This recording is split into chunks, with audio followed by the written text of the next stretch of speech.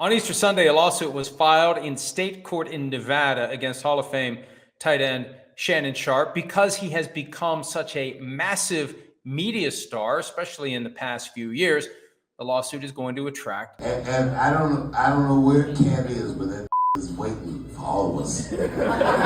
If there's one thing the world loves, it's a scandal. And Shannon Sharpe's name is now at the center of a whirlwind so chaotic it feels scripted. But this isn't some Hollywood drama or a plotline from a Netflix thriller. This is real life, and it's messy.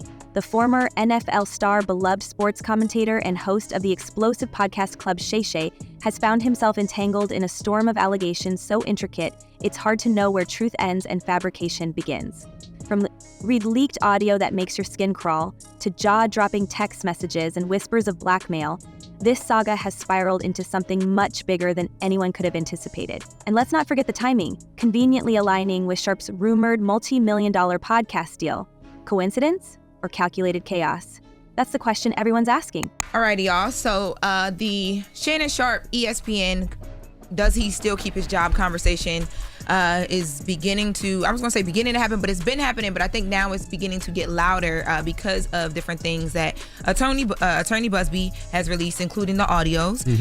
So right now the conversation is, why is Shannon Sharpe still able to be? At the heart of this firestorm is Gabriela Zuniga, the woman behind the accusations that have turned Sharpe's life upside down.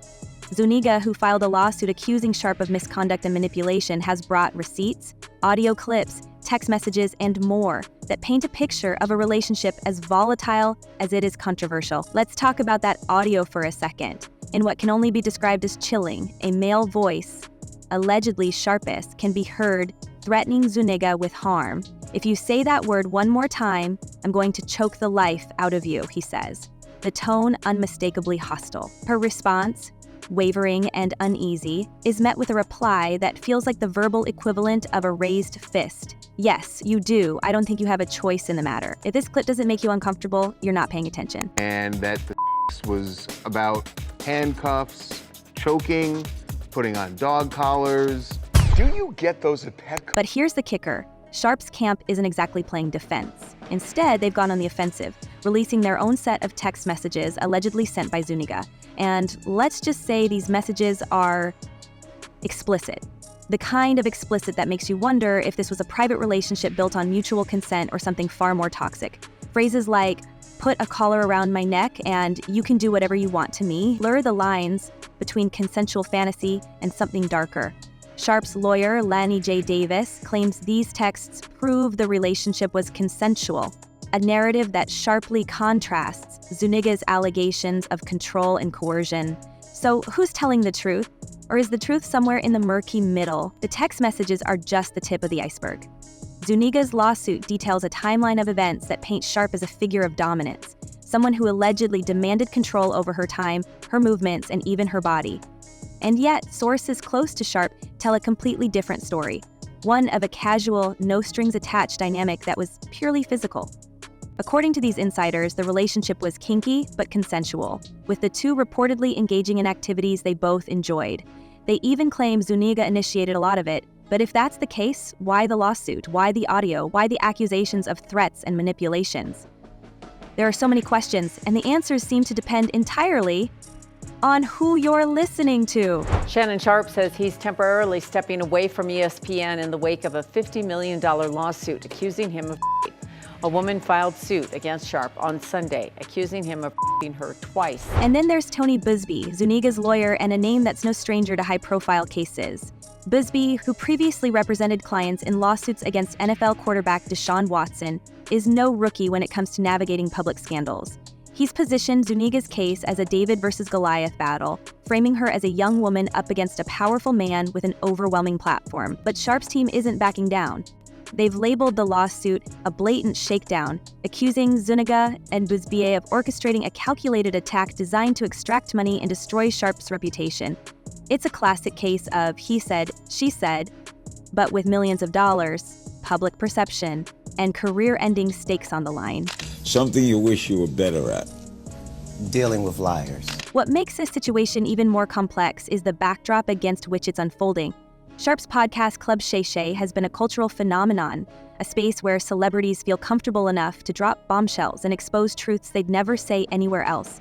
And that's where the rumors start to get really interesting. Whispers are circulating that some of the very celebrities Sharpe has interviewed on his show might have a vested interest in his downfall. After all, Club Shay has been accused of being more than just a podcast. It's been called a platform for exposing secrets, a place where nothing is off limits. Could this lawsuit be the result of someone, or several someones, wanting to shut Sharpe down before he gets too big, too powerful, and too dangerous? Dave seems to think so. The comedian, known for his sharp wit and even sharper observations, has hinted that Zuniga's lawsuit might not be as straightforward as it seems. According to Dave, there are powerful figures in Hollywood who have every reason to want Sharpe silenced. And if you've followed Dave's career, you know he doesn't say things like this lightly. His words add another layer of intrigue to an already convoluted story, turning what could have been a simple legal case into a full-blown conspiracy theory. Is this really about justice for Zuniga? Or is it about something much bigger? The news, Shannon Sharpe. So you guys remember that video that Shannon Sharpe was saying was going to release? Yes, that it did. No.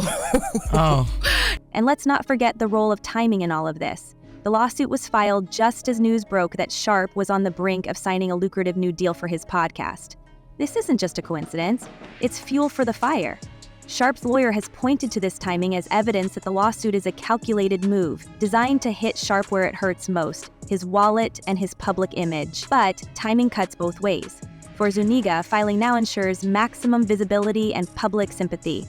For Sharpe, it's a nightmare scenario, one that forces him to fight a battle on multiple fronts: legal, personal, and professional. The fallout has been swift and brutal. Sharpe has temporarily stepped away from his role at ESPN's First Take, a move that some see as an admission of guilt and others view as a necessary step to protect the network's reputation. But stepping back doesn't mean stepping down. Sharpe has made it clear that he plans to return, doubling down on his innocence and vowing to fight these allegations in court. Whether this is the right move or a miscalculation remains to be seen, but one thing is certain: Sharpe isn't going quietly. And yet, for all the noise, there's an eerie silence from some of Sharpe's former colleagues and friends. Where are the endorsements of his character? Where are the voices of support? It's as if everyone is waiting to see which way the wind blows before they decide whether to stand by him or distance themselves entirely. It's a precarious position for Sharpe, one that leaves him isolated at a time when he needs allies the most. Like the Deshaun Watson cases where there were 20 plus plaintiffs and they weren't really sure who the people were who were making the claims. In this case, Shannon Sharpe knows exactly who it is because there had been, and it's clear from the statement issued by his lawyer, Lanny Davis, there had been some pre-litigation efforts to try to resolve this. But this isn't just about Shannon Sharpe or Gabriela Zuniga. This is about power, influence, and the lengths people will go to protect or destroy.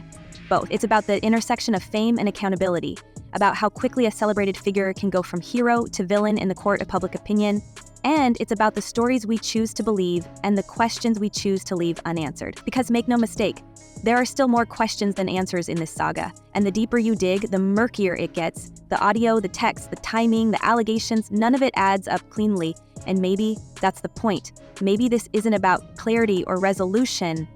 Maybe it's about chaos. And chaos, as we all know, makes for one hell of a story.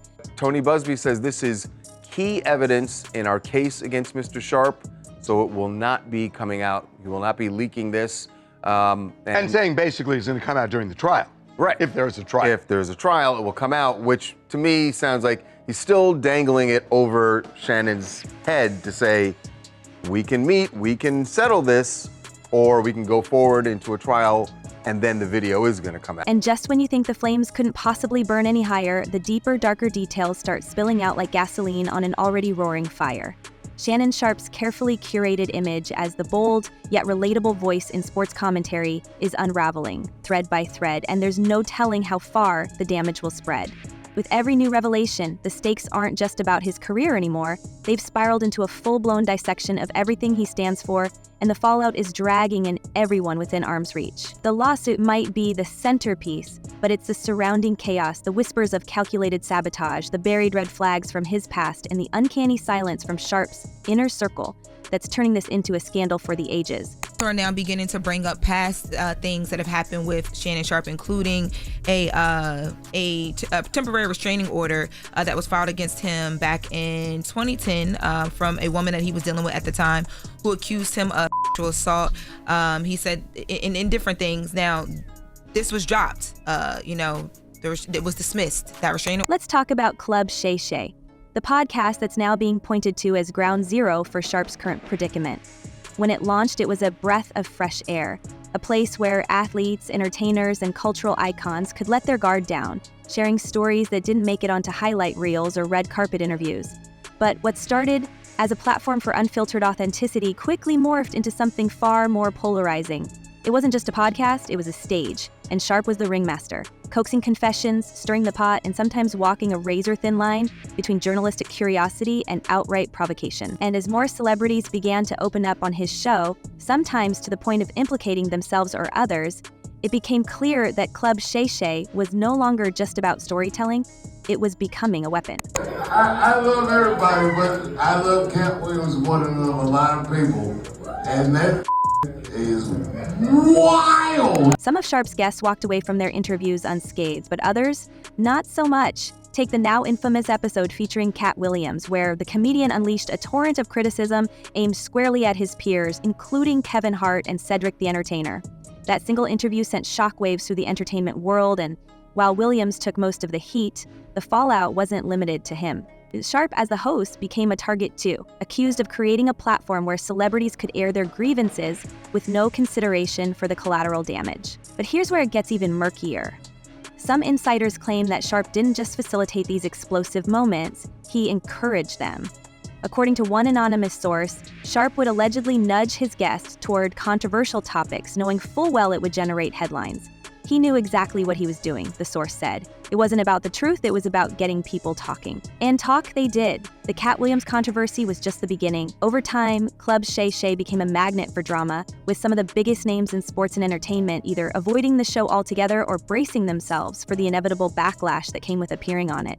Behind the scenes, there were rumors that Sharpe was using the podcast not just as a platform for candid conversations, but as a tool for gathering leverage. Multiple sources have alleged that Sharpe would record off-the-cuff remarks from his guests, comments that didn't make it into the final edits of the podcast, and keep them on file. Why? That's the million-dollar question. Some believe it was insurance, a way to protect himself if things ever got messy. Others think it was more sinister, suggesting that Sharpe was quietly building a vault of unflattering material that could be used to keep certain people in check. Another interesting thing too, and this is why I said, I've never seen anybody handle a situation worse than Shannon and his team. After this came out, we would have never known about that so-called video if it wasn't for Shannon Sharpe. Yes. Yeah. Shannon jumped out there and revealed that video existed. And he did that for no reason, because they wasn't even planning on putting it up. If that sounds far-fetched, consider this. Sharpe's reputation for pushing boundaries isn't limited to his podcast. His time at FS1, where he co-hosted Undisputed alongside Skip Bayless, was also marked by moments of tension, both on and off the air. While the on-screen banter between Sharpe and Bayless often felt playful, insiders have hinted at a much frostier relationship behind the scenes. And then there's the alleged incident involving a production assistant at FS1 who claimed Sharpe exhibited aggressive behavior during a heated exchange. While the network ultimately settled with the accuser, the story never made it to the headlines, until now. And that's the thing about Sharpe's current situation. It's not just one scandal that's threatening to bring him down. It's the accumulation of years' worth of whispers, accusations, and unresolved conflicts, all bubbling to the surface at the worst possible time. Take McKelly Bundy Evans, one of Sharpe's former flames, who accused him of misconduct more than a decade ago. At the time, her claims were dismissed as baseless, and Sharpe managed to walk away with his reputation intact. But now, in the wake of Zuniga's lawsuit, Evans' story is being revisited with fresh scrutiny. And while Sharpe's team has been quick to paint Evans as a disgruntled ex with an axe to grind, the timing couldn't be worse. It's like watching a dam break, with each new allegation adding more weight to the flood. That's how we found out about the lawsuit against Shannon Sharpe. Now, this one has some very strong allegations: sexual assault, sexual battery, assault and battery, intentional infliction of emotional distress. The sexual components obviously give it greater gravity than a car accident or any case based on some sort of negligent slip and fall, something like that, where someone was just being careless. And then there's the money. Sharpe stands to lose a fortune if these allegations gain traction, not just from the lawsuit itself, but from the ripple effects on his brand. His rumored 9-figure podcast deal is reportedly on shaky ground, with sponsors and partners reconsidering their affiliations. And let's not forget ESPN, where Sharpe's role as a commentator has been thrown into question. While he's temporarily stepped away from the network, many are wondering if he'll ever return, or if his departure is the beginning of a more permanent exit. For a man who built his second career on being a straight-talking, no-nonsense voice in sports media, the irony of watching it all crumble under the weight of his own words is impossible to ignore. But perhaps the most unsettling part of this entire saga is the broader implications it has for the industry. If the allegations against Sharpe are true, what does that say about the platforms and institutions that gave him a stage? And if they're false, what does it say about the culture of celebrity takedowns, where accusations alone are enough to derail a career? Either way, the fallout from this scandal will be felt far beyond Sharpe himself. It's a cautionary tale for anyone in the public eye, a stark reminder of how quickly the line between fame and infamy can blur. His attorney offered that up publicly. To me, her turning it down shows that it's not a money grab. No, it shows that it's a bigger shakedown. So, where does this leave us? With more questions than answers, a trail of broken trust, and a spectacle that shows no signs of slowing down. Is Shannon Sharpe the victim of a calculated smear campaign? Or is he finally being held accountable for a pattern of behavior that's gone unchecked for far too long? And perhaps the most haunting question of all, if someone like Sharpe, charismatic, successful, and seemingly untouchable, can fall this hard, who's next? Let us know what you think down below, and we'll see you in the next one.